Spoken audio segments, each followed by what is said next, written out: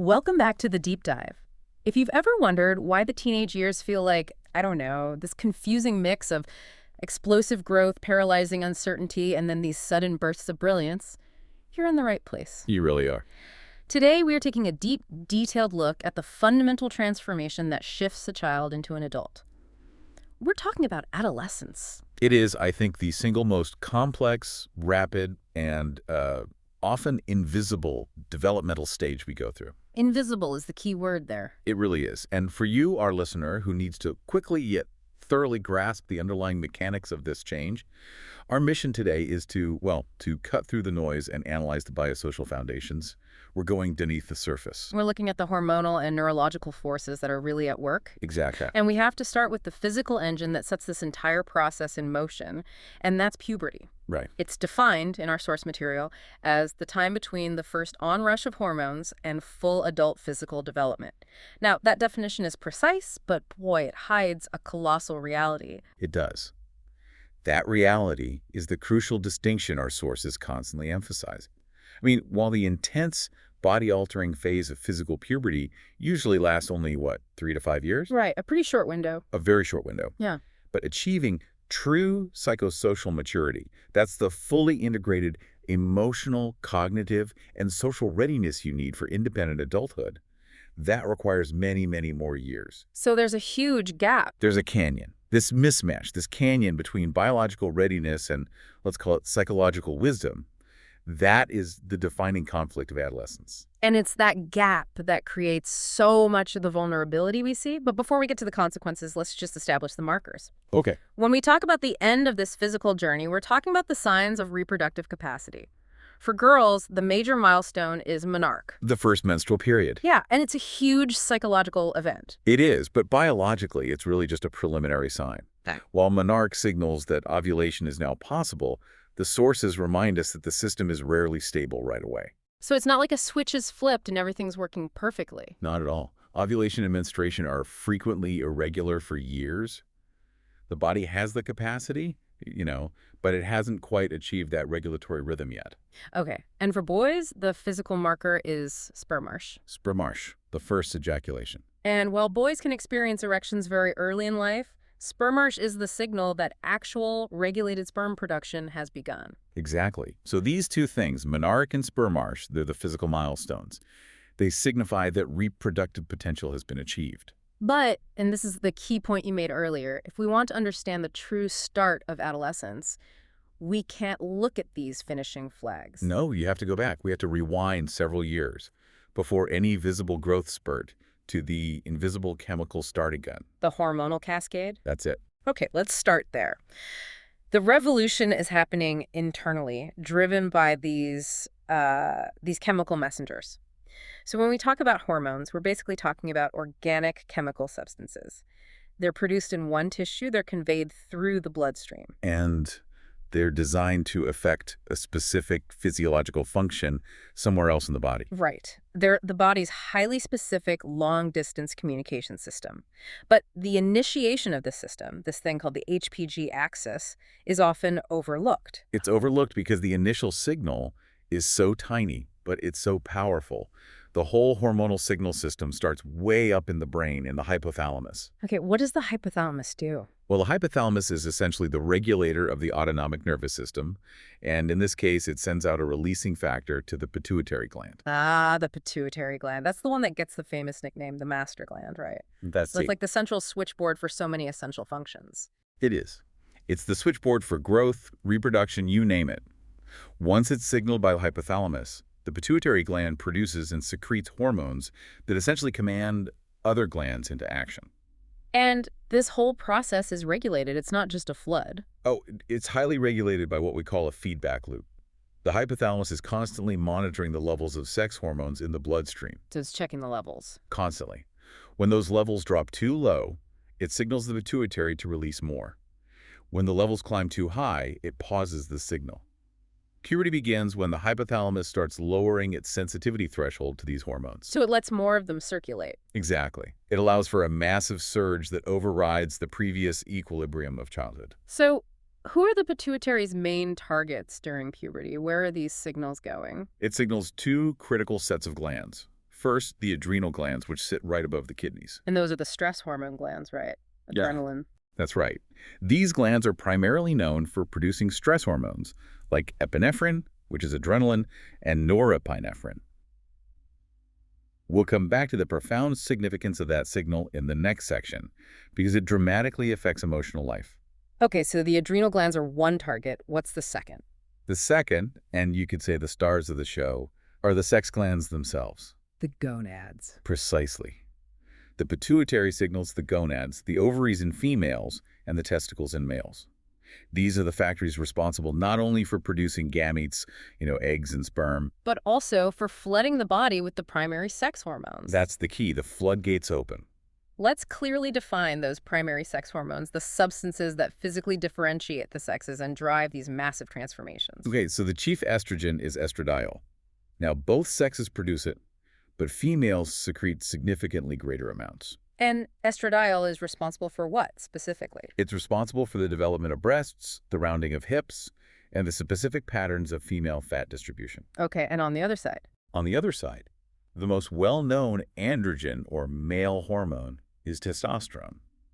It's secreted in far, far greater amounts by males. And testosterone drives muscle mass, the deepening voice, all of that. Yes, muscle mass development, bone density changes, and the deepening of the voice. All classic testosterone effects. Now, there's a crucial chemical link here between body composition and when this whole cascade starts. We often hear that body fat matters for puberty timing. How does that work? That link is often mediated by a hormone called leptin. Leptin. Okay. Leptin is a hormone that's produced by our fat cells. And the source material suggests that leptin levels have to reach a certain threshold to signal the hypothalamus. What's it signaling? It's signaling that the body has sufficient energy reserves, or fat, to sustain a pregnancy and breastfeed. It's like a biological ready signal for the entire HPG axis. So it's directly linking nutrition and body weight to the start of puberty. And I think this is the pivotal distinction we need to emphasize for you, our listener. This massive coordinated surge of estradiol, testosterone, adrenaline, and leptin is changing bodies, brains, and behavior before any major visible signs of puberty even appear. That's right. The hormonal revolution is silent. For years sometimes. And it's that silent precursor that explains so much of the initial sudden moodiness or heightened emotionality that teenagers exhibit. It absolutely does. Yeah. The hormonal environment changes their entire emotional and neurological landscape long before they hit their growth spurt. And this makes understanding the brain, which is the organ most sensitive to this change, absolutely critical. So if the hormones are the fuel, they're dictating not just the physical change, but also the function of the command center itself. Let's shift our gaze inside the skull and see how this hormone-rich environment literally rewires the teenage brain. Okay. This is where we run into what our sources call the lopsided brain paradox. This paradox is, I would say, perhaps the most important concept in modern adolescent development science. The core issue is all about timing. Things are developing out of sync. Massively out of sync. Hormones activate the limbic system, that's the instinctual and emotional areas of the brain, including the amygdala, very early in adolescence. This system handles immediate feelings, gut reactions, pleasure, fear. It gets turbocharged. So it's hyper-responsive. Extremely. And yet, the logical, rational control center is lagging way behind. We often call that the brakes, right? Exactly, the brakes, the prefrontal cortex, or PFC. That's the reflective, planning, logical, future-oriented part of the brain. And it matures steadily, but its connections and engagement remain limited until you're much closer to your mid-20s. Mid-20s. So we are talking about a significant gap in development. A decade or more. What specific executive functions are housed in that PFC that are, functionally underdeveloped in the average 15-year-old? Well, the list basically defines adolescent risk-taking. The PFC governs things like impulse control. The big one. Huge. Also, the ability to delay gratification, the capacity to assess long-term future consequences, and complex, nuanced decision-making. So since the emotional engine, the limbic system is developed first when emotions are intense. Especially when they're with peers, which just heightens the arousal. The logical PFC just effectively shuts down. It goes offline. They're running on pure instinct and emotion, which explains the specific vulnerabilities we see. It makes perfect sense. This neurological immaturity makes them incredibly vulnerable to high-risk impulses. Precisely. You just have to look at the statistics on driving. The highest rate of reckless driving, fatal crashes, substance use, it often occurs during peak adolescence. Why? Because the reward centers are also firing on all cylinders. Exactly. The brain's reward centers, particularly the nucleus accumbens, are also experiencing enhanced dopamine activity. So they're seeking pleasure, arousal, sensory bombardment, and reward with greater intensity than adults. But they lack the neurological structure to apply consistent logical checks to that seeking behavior. All gas, no brakes. And this heightened emotional volatility, as you mentioned earlier, is compounded by the activation of the adrenal glands we talked about in Section 1. Let's make that connection really explicit. We have to. It's so important. The pituitary gland is simultaneously signaling the gonads and the adrenal glands to ramp up production. So it's a double whammy? It's a biological double whammy. Yeah.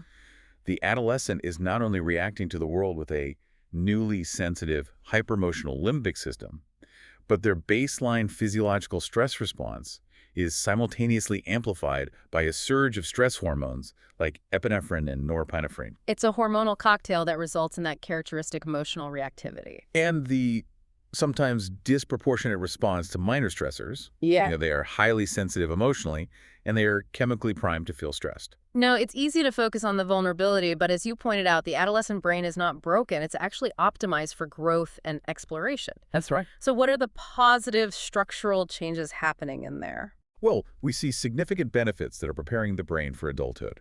We see widespread increased myelination. And that's the fatty sheath that insulates the neural axons. Correct.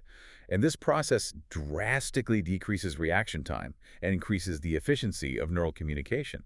It's what allows them to learn complex motor skills or a new language so rapidly, they literally become faster thinkers.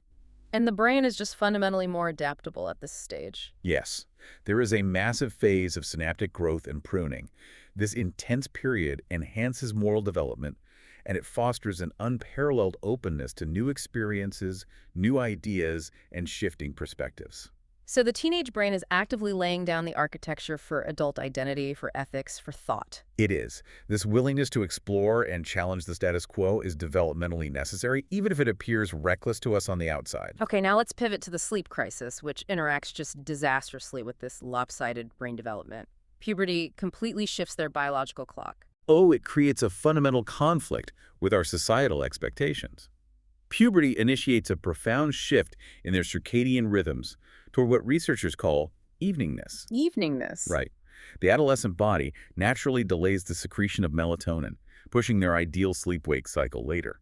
So they often shouldn't feel sleepy until 11 p.m. or even midnight, and they shouldn't really wake until 8 a.m. or later. But the school system, which is the major organizing factor in their lives, insists on these early start times, often before 8 a.m. And the result is that 3 out of every 4 high school seniors are in a state of chronic sleep deprivation.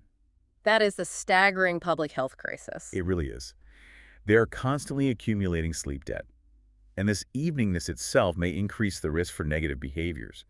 Studies link it to increased unsupervised time in the late evening, which correlates with higher rates of drug use, sexual activity, and delinquency. So they're awake during high-risk hours, and they're operating with an emotionally sensitive, logically compromised, and physically exhausted brain. It's a recipe for disaster. And the risks of this chronic sleep deprivation go way beyond just getting poor grades. Oh, they are severe. We are talking about an increased incidence of insomnia, nightmares, and chronic mood disorders like anxiety and depression. And what about safety? Critically, it poses a major safety hazard. Sleepiness while driving is a huge risk factor for teenage accidents. And fundamentally, sleep deprivation interferes with learning consolidation. You can't maximize that synaptic growth we just discussed if you're chronically exhausted. And what role do modern habits like screens play in making this even worse? They destroy any chance of mitigating it. The sleep debt is massively compounded by exposure to light-emitting technology, smartphones, computers, TV, whose blue spectrum light actively interferes with melatonin production. So they're fighting a biological battle. And their screens are actively sabotaging their own hormonal attempts to initiate sleep. The cycle is self-perpetuating and profoundly damaging to their overall emotional stability and physical health. So we've tracked the hormonal start and the neurological consequences. Let's look now at the physical timeline. We know puberty is initiated somewhere between ages 8 and 14, with the visible signs appearing about a year after that hormonal floodgate opens.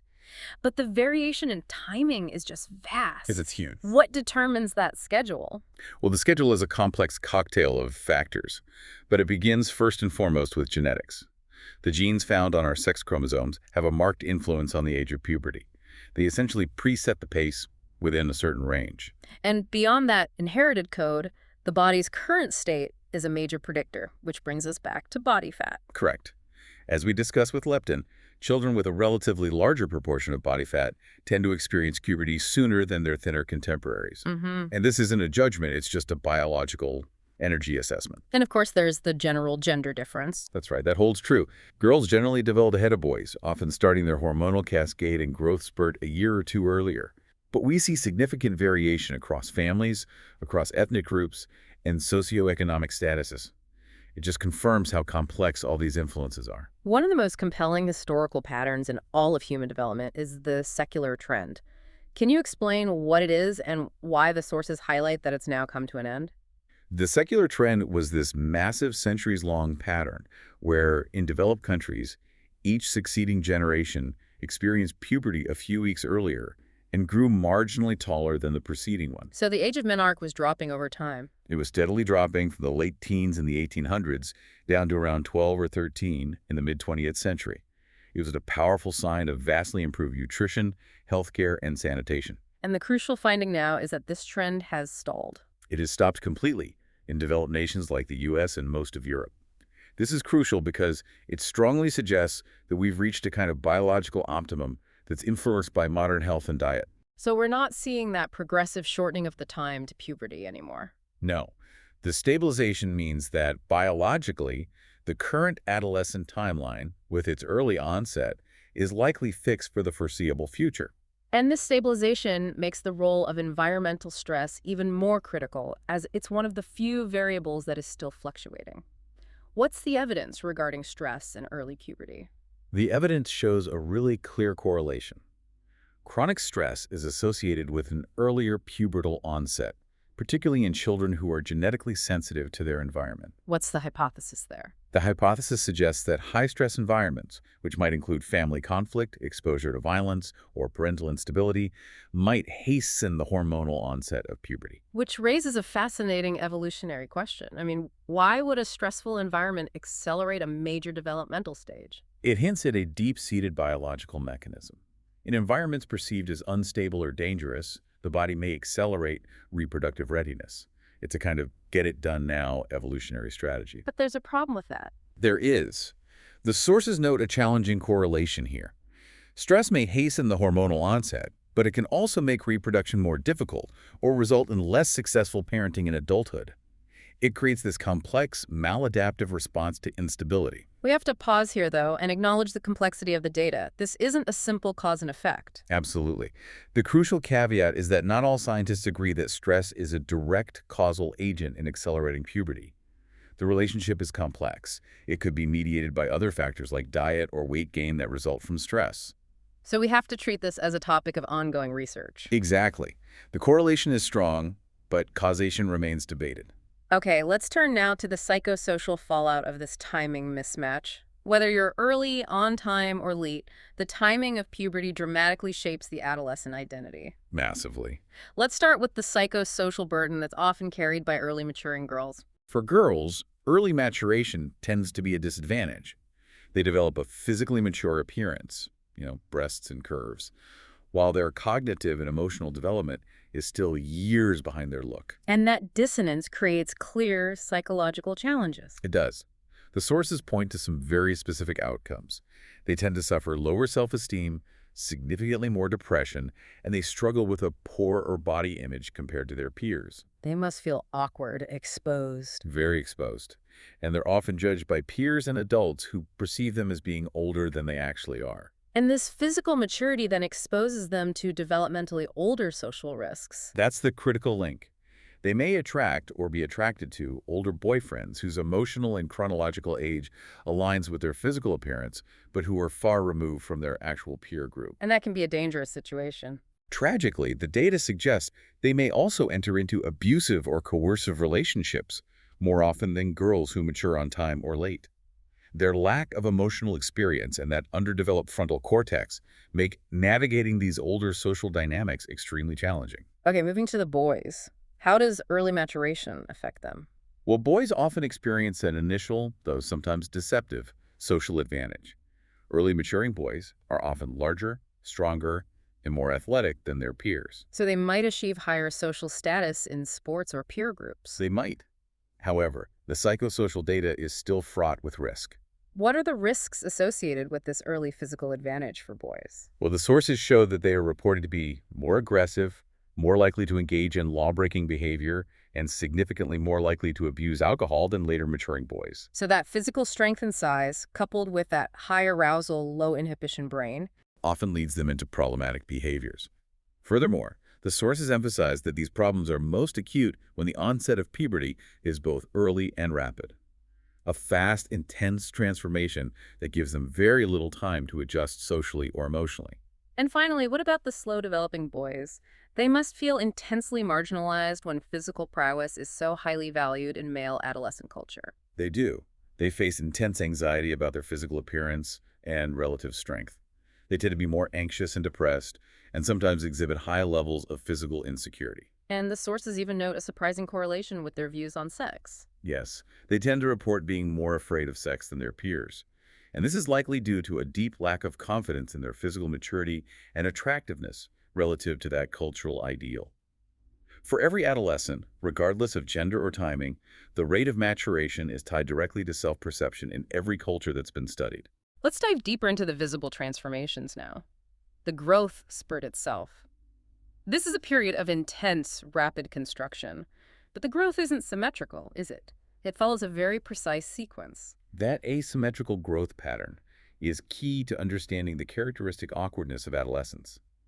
The body grows on a very clear schedule. First, weight gain usually precedes height gain. So the body stocks up on resources first. It stocks up on fuel before it launches that upward expansion. And within the skeletal structure, the legs always seem to get too long first. They do. The growth of the limbs precedes the growth of the torso. The hands and feet reach their adult size relatively early, often before the legs and arms finish, and well before the trunk fills out. And that disparity explains the temporary clumsiness we see. Absolutely. The brain hasn't quite caught up to controlling its newly elongated appendages. So once that vertical growth slows, the body starts to fill out. When does the muscle development phase kick in? The height spurt is followed about a year or two later by the muscle spurt. And this is where the profound gender differences driven by hormones become really apparent. They really do. Arm muscles develop significantly more in boys, and that's directly related to their much higher levels of testosterone. However, many other muscle groups, particularly in the legs, develop in a way that is gender neutral. Both sexes achieve much greater strength and endurance during this phase. We've been focusing on the exterior, but the invisible changes to the internal architecture are arguably more vital for adult function. What's happening to the organs? The internal transformations are phenomenal. They optimize the body for high performance. The lungs triple in weight, Triple! which leads to deeper, slower breathing that vastly improves oxygen exchange efficiency. Simultaneously, the heart doubles in size. Wow. This increases cardiac output, which slows the resting pulse rate while increasing blood pressure. It's optimizing the cardiovascular system for endurance and power. So the adolescent body is effectively being upgraded from a compact sedan to a high-performance vehicle. That is a perfect analogy. They suddenly have the physiological capacity for sustained aerobic activity and high energy output. And interestingly, almost every major internal system expands, but there's one exception. That's right.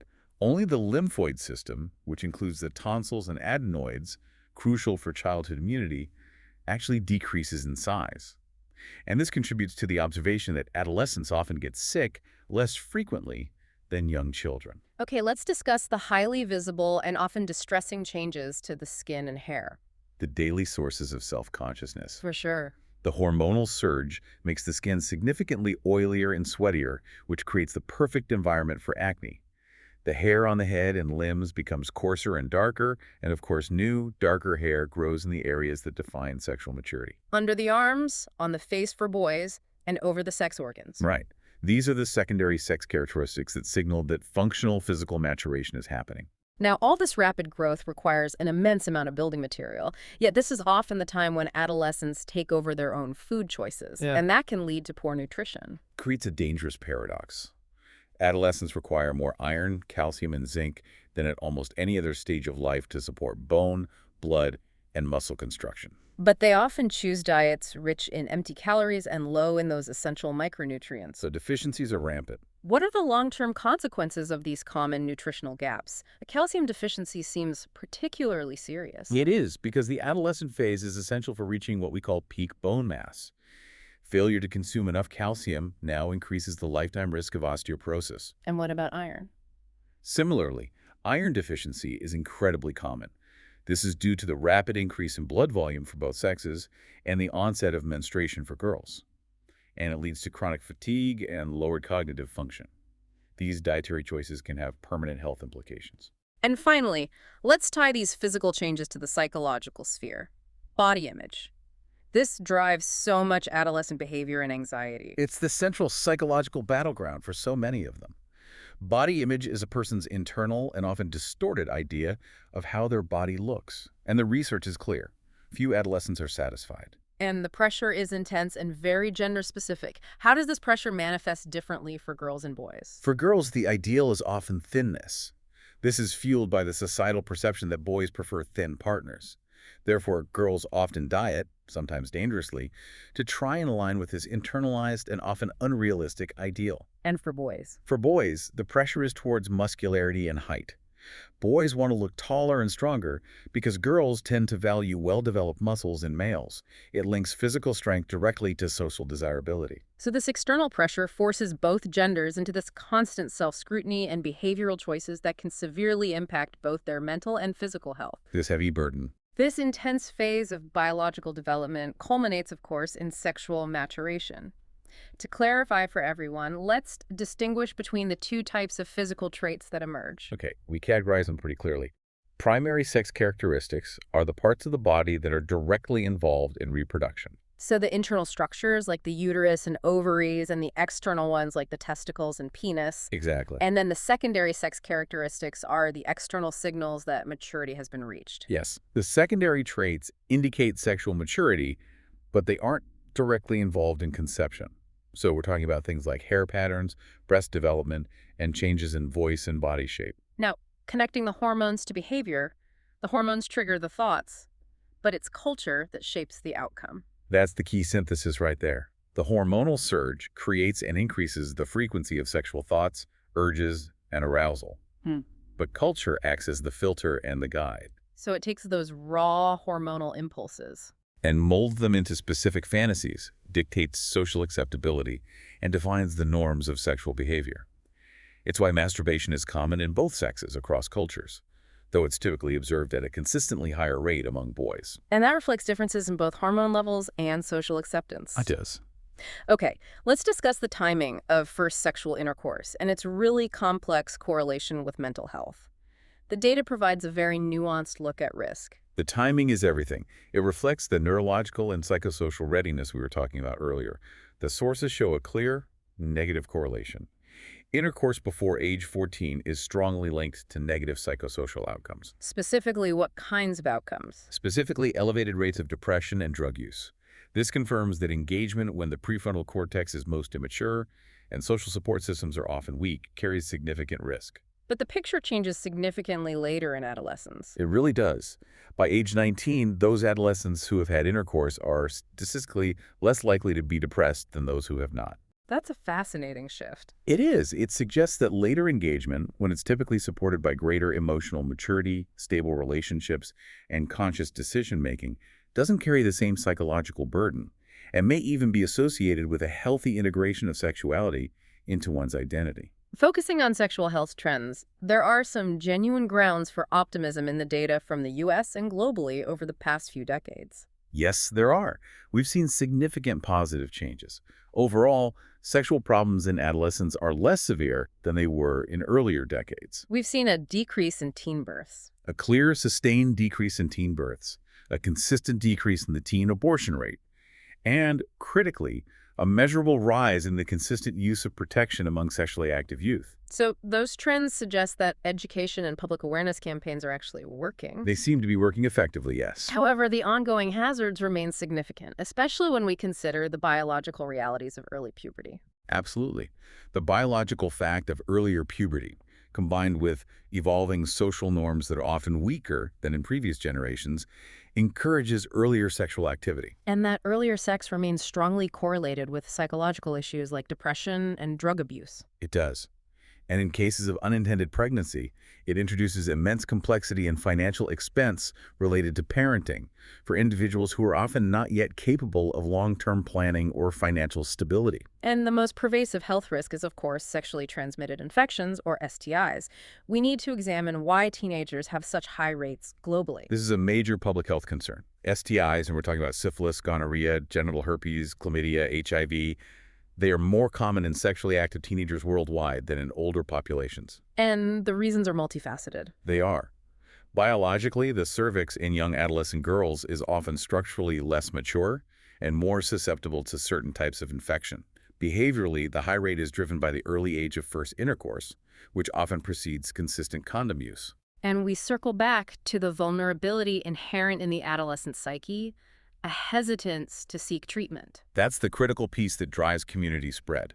Teenagers are often hesitant, due to shame or fear of parental knowledge, to report an infection, seek timely medical treatment, or inform partners. And that behavioral barrier just allows the infections to persist and spread. It does. It makes the STI crisis an ongoing battle that requires continuous public health effort focused on destigmatization and accessible care.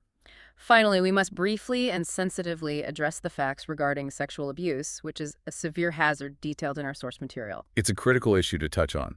The sources underscore that family members are often the most likely perpetrators of abuse, which highlights the vulnerability inherent in power dynamics within the home. And victims are often isolated and uninformed. They are.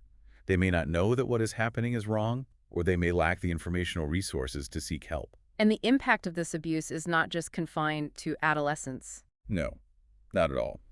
The impact is profound and enduring. Abuse often continues to cause severe psychological and relational damage deep into adulthood. Affecting things like self-esteem, trust. Self-esteem, trust, emotional regulation, and the capacity for healthy, intimate relationships.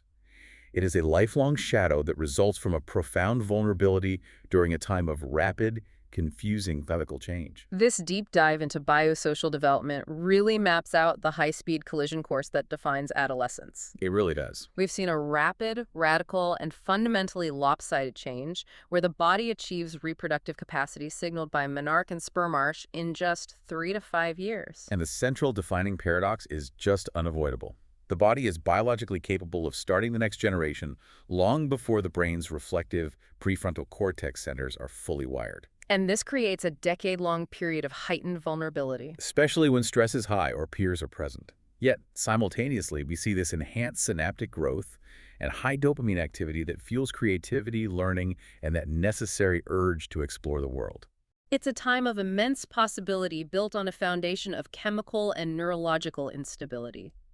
The engine is running hot, and the pilot is still learning the controls. And we end on that stabilizing data point we discussed earlier, that the secular trend for pubertal onset has stopped in developed nations.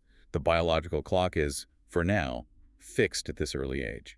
So we can't rely on health improvements to push puberty later anymore. No, we can't. So if the biological start of puberty is fixed early, but the long, difficult road to psychosocial maturity still requires many more years, that means the problem is no longer biological, but sociological. That's the challenge we leave with you to consider. What implications does this biological stabilization have for future efforts to align our social expectations with the actual neurological timeline? Right. If the body is potentially mature at 15, but the reflective mind isn't fully capable until 25.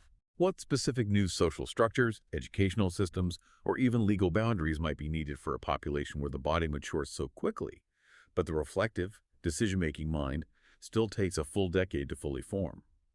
That disparity defines our current reality, and finding solutions to bridge that gap will define the future of developmental science.